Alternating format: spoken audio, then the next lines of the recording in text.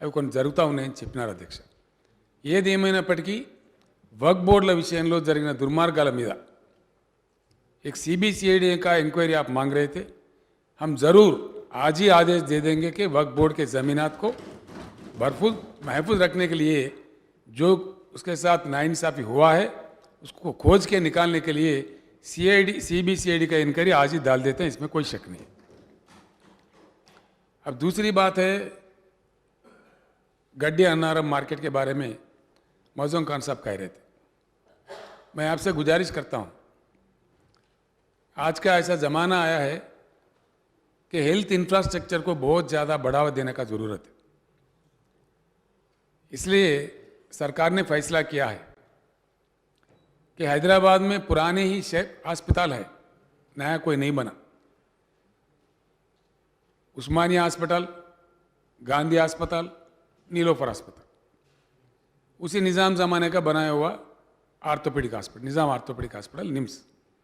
सिवाय इसके कुछ छोटे छोटे बने लेकिन अच्छे दवाखाने नहीं बने.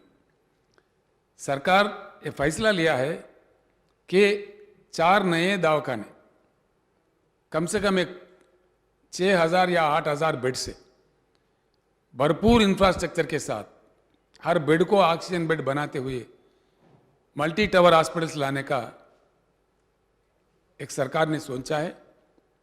इसके लिए एक हॉस्पिटल ऑलरेडी आ चुका है जो एशियाड गेम्स के टाइम में बनाए गए थे.